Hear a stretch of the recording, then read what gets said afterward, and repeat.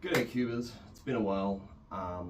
Obviously I haven't posted a video in a few months, so I thought it would be a good time just to make an update, explain what's been happening and what you can kind of expect in the next few months. As you would know if you watched my previous update video, I've been traveling for the last 3 months. So I'm currently in a hostel in Portland, Oregon, which is the 22nd city I've stayed in across the US and Canada. In a few weeks I'll be heading down to Mexico, and I've actually signed up for a comp in Mexicali in a couple of weeks, and then I'll be heading down through Central America and then doing the Caribbean and South America. I actually tried filming this update video about a week ago when I was in Vancouver, but I was using my regular microphone connected to my phone through a USB-C to 3.5mm adapter, and the audio ended up sounding like I was underwater. Just make a bit of an update explaining what's been happening and what kind of. So I've had to re-record it, which is just another delay. So I'll explain what's been happening.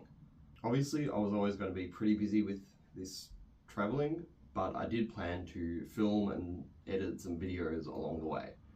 And I actually bought a laptop about a month before I went traveling because I didn't have a personal laptop, I just had my desktop. So I took that with me. I was starting to do a bit of editing on it, but then literally a few weeks into the trip, it stopped working. First I was getting this weird blue screen when I couldn't get in. I needed a BitLocker recovery pin, but then I put it in and it wouldn't work. And then it just stopped turning on altogether. I went to a repair place and they said that the motherboard was completely fried, which would be because I had been charging it for so long using a power adapter that didn't have a grounding pin. So apparently that sent too much charge into it and destroyed it. And that would be well over $1,000 to fix. Obviously I'd want to get it repaired under warranty, but I was told that it had to be back in Australia to get it fixed under warranty, which is not very convenient. And I looked at shipping the laptop to Australia, but because lithium batteries are considered dangerous, it was going to cost at least $520 US. So my options were not great. Luckily, one of my Australian Cuba friends that I was staying with for Worlds had a bit of space in his hand luggage when he went back to Australia, so he took the laptop back for me, and it's in Melbourne now, but it still needs to get repaired, and I obviously still don't have it with me now. I wanted to avoid having to buy a completely new laptop, since I would either get something not very powerful, or I'd be spending a lot of money when I've already spent a lot of money on a laptop. Obviously this whole time I could have been editing the videos on my phone, but obviously it's not as convenient to do that. And the whole time I was thinking, I just need to get my laptop repaired and then I can start editing again. I didn't realize how long the process would take. So once I realized I wasn't going to get my laptop fixed, my next idea was to try to use my phone like a laptop.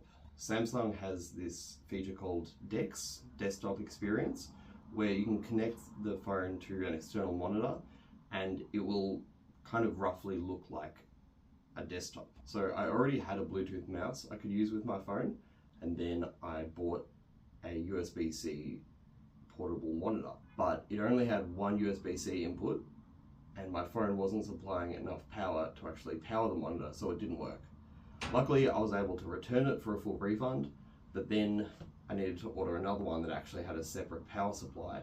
So I ended up ordering that off Amazon when I was in New York. Also ordered a Bluetooth keyboard, but the order didn't actually work, so I had to redo it, and then they got there on the day I left New York.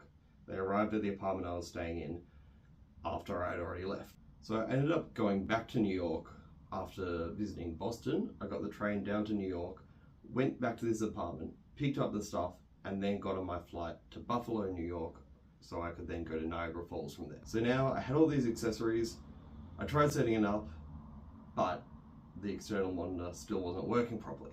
I was pretty confident it was because of my phone's USB-C port. I've been having a fair bit of trouble with it. It doesn't charge that well a lot of the time. I think probably because I've just kind of not looked after it that well over the years. It's probably just very dirty and needs replacing. So once I was in Seattle for Worlds, which was a good opportunity because I was actually in one place for a decent amount of time, I went to a phone repair place and got the USB-C port replaced. And finally, I could use my phone with an external monitor Bluetooth mouse, a Bluetooth keyboard, and essentially have somewhat of a desktop experience.